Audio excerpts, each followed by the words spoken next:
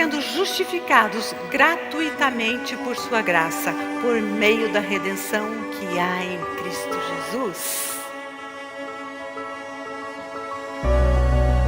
O Espírito Santo está aqui para nos guiar, para nos inspirar, para iluminar os olhos do nosso entendimento e nos lembrar de crer na verdade e nos dar uma esperança viva.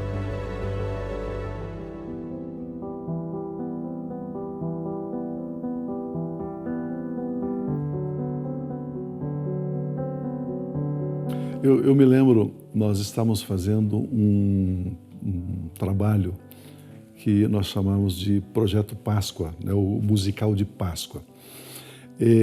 Era lá no primeiro templo, né, o primeiro salão, cabia ali umas 120 pessoas sentadas e tal. E nós resolvemos fazer um projeto Páscoa. E aí nós resolvemos divulgar no bairro, né? Pegamos umas faixas assim, escrevemos, né? Musical de Páscoa, dia tal, horário tal, entrada livre, né? E ficamos nas esquinas, próximo do templo, né? Abria o semáforo lá, a gente recolhia a faixa. Fechava o semáforo, a gente colocava lá, panfletava e tal. E na noite que nós estávamos fazendo a apresentação, veio bastante gente, várias pessoas que nunca tínhamos visto. Entraram lá no nosso salãozinho de culto e tal, e aconteceu.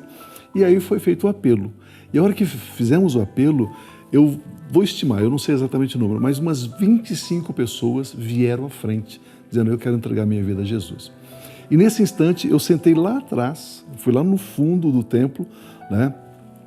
Porque eu tinha que fazer alguma coisa lá, e aí vi as pessoas indo lá para frente, e eu fiquei sentado atrás assim, um pouquinho, olhando aquele grupo de pessoas, toda à frente, e aí confessando Jesus como Senhor e Salvador. Naquele momento eu falei assim: uau, essa igreja não é brincadeira, essa igreja vai saquear o inferno.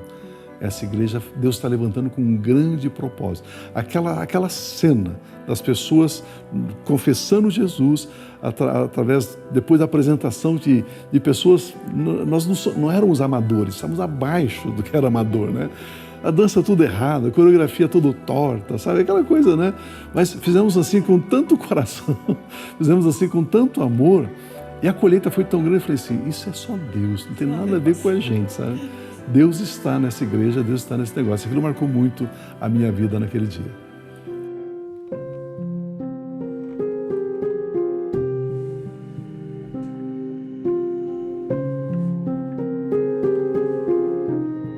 Uns anos atrás, agora já faz bastante tempo, o Pio começou com a ideia de fazer um apelo antes do culto, antes da mensagem. E a gente olhava aquilo, o Pio fala 5 minutos e um monte de gente se converte. Aí eu olhei e falei: eu quero aprender isso. E comecei a observar. Aí, olhando uma vez, olhando outro, um dia entrou algo assim. Eu entendi. Aí eu falei: Pio, eu gostaria de um dia fazer. Me permite? Eu pode fazer. E aí fluiu. Aí, né? De repente as pessoas também aceitando Jesus e eu percebendo Deus me usando naquela área. Não é orgulho, porque alguém só aceita Jesus movido pelo Espírito, né? Então não é capacidade humana. E desde o começo, né, a marca da ABA sempre foi o apelo, sempre foi aquele momento de oferecer para as pessoas a salvação, para aqueles que não conhecem, né? Então, isso sempre foi uma marca na ABA, né? Uma marca. Até porque depois surgiu a questão dos 5 ministérios, aí veio a questão do ministério de evangelização. Então, sempre foi muito forte em cada culto os apelos. Então, quem conhece hoje a ABA e vê sempre nos cultos aquele momento de apelo, muita gente vindo para frente, isso sempre foi desde o começo. Por quê? Porque sempre foi batido nessa tecla. Faça apelo, faça apelo. Eu hoje estou numa outra igreja, a ABA Fazenda Rio Grande. E sempre para nós, pastores de outras igrejas, o pastor Pio sempre batendo nessa tecla. Faça apelo para salvação de vidas, para salvação, né, de pessoas.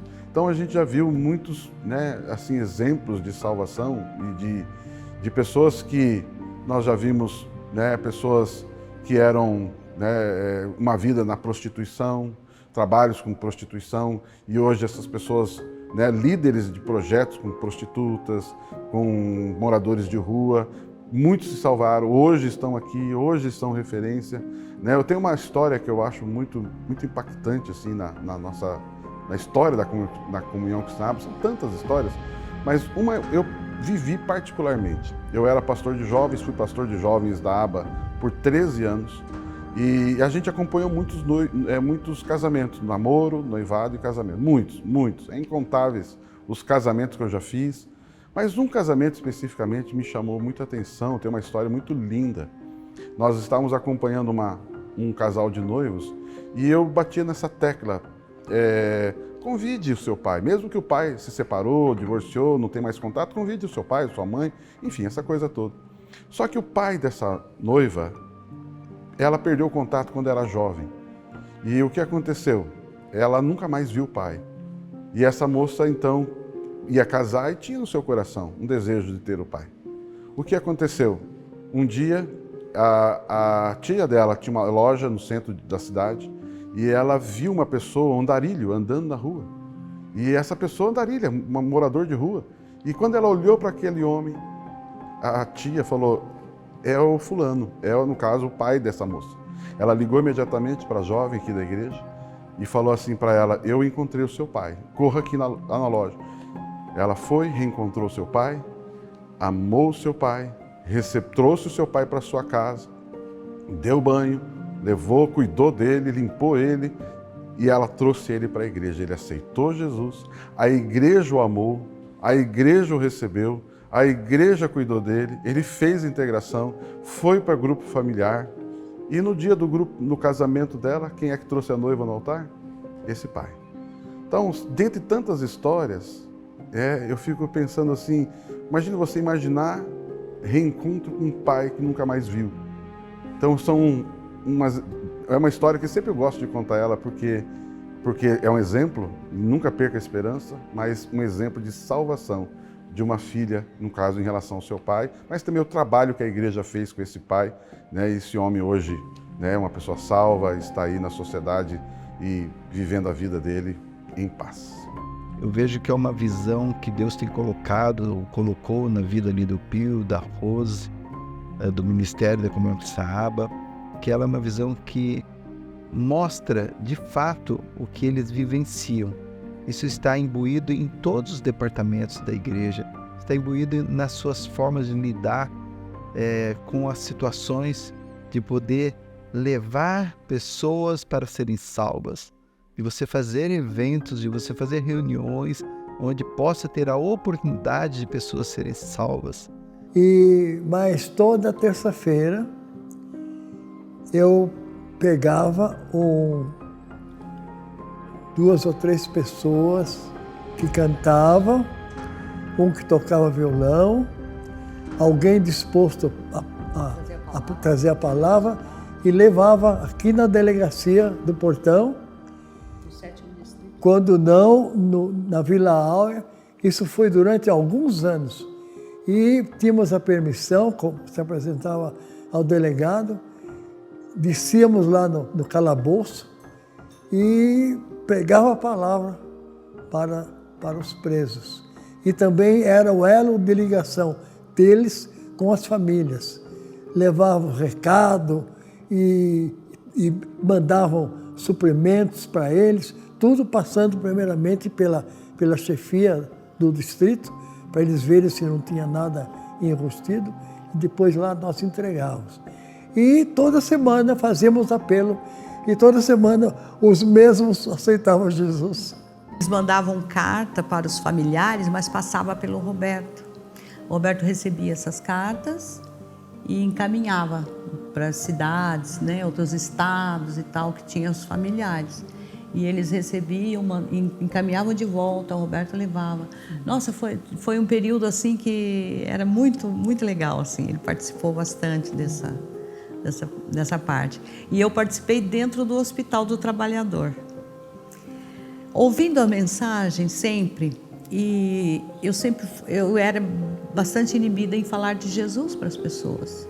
Eu gostava de participar de coisas, assim, de eventos, de tudo, mas chegar numa pessoa e apresentar o plano de salvação, eu não tinha dificuldade. E um dia eu ouvi uma mensagem que o que nós vamos apresentar a Deus? São vidas. Eu falei, Senhor, eu preciso aprender isso. E eu vou me dispor a isso. E eu fui e fiz o curso de voluntariado. E nesse período eu falei, meu Deus, mas aonde que eu vou trabalhar? Aonde que eu vou participar? Eu falei assim, eu não quero saber, eu não vou escolher. Eu vou na igreja e vou falar com a pessoa responsável e aonde ela me disser, lá é um lugar, eu vou. E assim eu fiz. E o lugar foi aqui no Hospital do Trabalhador, sabe? A Celina falou assim, ai Tina, vamos lá.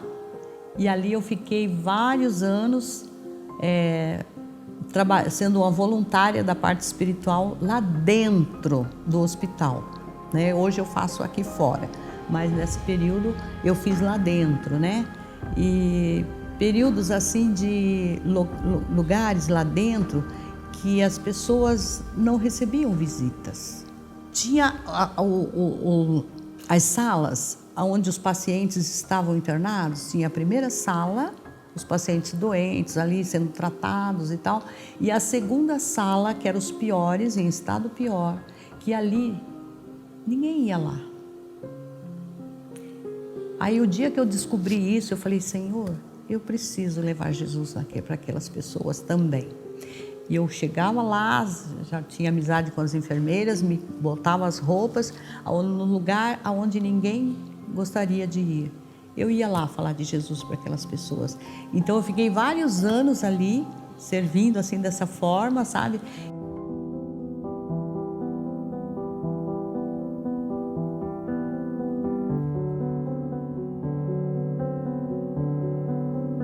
Então, Operação Vida, o amor em ação. Não adianta dizer que você ama se você não faz algumas ações, se você não demonstra esse amor por eles. E esse projeto, nós vamos de casa em casa, abençoando essas pessoas, levando uma cesta básica, levando um sorriso, levando um abraço, porque essas mulheres que participam desse diretório da Operação Vida, elas amam abraçar. E eu comento que toda vez que nós vamos numa comunidade, vamos nós e um caminhão de anjos, porque precisa muito cuidado, né? E Deus vai cuidando de cada uma delas, porque elas vão entrando, elas vão abraçando, elas querem amar essas pessoas. E entregamos a cesta básica, entregamos roupas, fazemos ações sociais, pinturas de casa, dentistas, advogados. Já fizemos acho que umas 13 anos esse projeto, abençoamos muitas pessoas. Em Maringá, então nós fazemos a divisão das pessoas, eu sempre falo assim, vão de 2 em 2, de 3 em 3, levem as cestas básicas. E foi a pastora de Maringá, estava indo com uma enfermeira, veja só, o cuidado de Deus, com uma enfermeira. Na primeira casa, quando eles foram entrar, sai uma mulher gritando, desesperada, com um bebê no colo, um bebê preto já, todo roxo, não estava respirando, gritando, Deus me salva, Deus me acuda. E daí foi a enfermeira, já fez os procedimentos no bebê. A mãe tinha feito cesárea com esse agito, com essa tribulação toda que ela passou. Então houve um corte, abriu a cirurgia dela. Conseguimos pegá-la, levamos para o UPA, para o SAMU, sei lá, não lembro qual era naquela época. Ficamos depois acompanhando a mãe, o bebê, graças a Deus deu tudo certo. Então eu falei, Deus envia na hora. Aquilo me marcou demais. Eu falei, meu Deus do céu, se nós não tivéssemos, quem queria? Mas aprove a Deus em colocar essas mulheres naquele dia, naquele caminho. Foi algo assim maravilhoso. Depois ficamos acompanhando essa família, essa mulher e essa criança por mais 6 meses, levando leite. Fizemos o muro da casa dela, que não tinha um muro de separação de uma casa com a outra. Ficamos acompanhando ela por 6 meses, pois ela entrou na igreja, se converteu, algo maravilhoso. Então, esse é um dos vários que tem, né? O cuidado de Deus.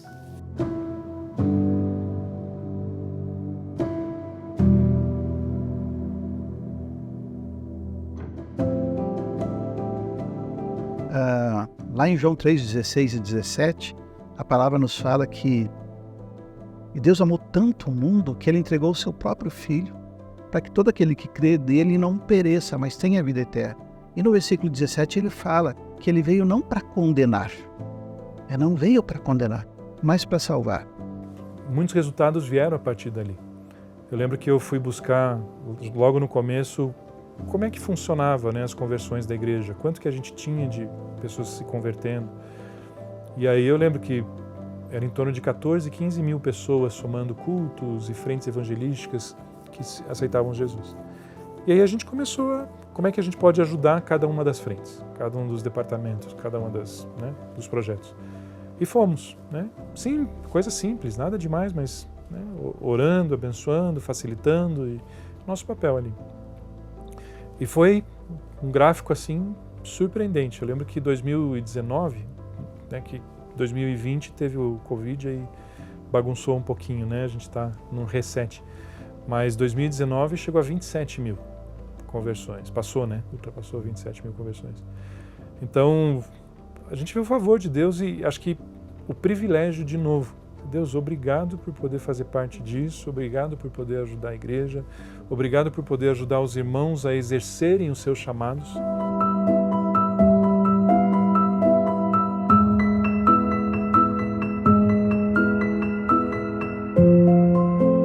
A Comunhão Cristã é uma igreja que se importa com pessoas, se importa com gente. Se você perguntar por que você diz isso, porque depois de 30 anos, mesmo sendo traídos, mesmo sendo enxovalhados, cuspidos, caluniados, a gente continua acreditando em gente, amando gente, servindo gente.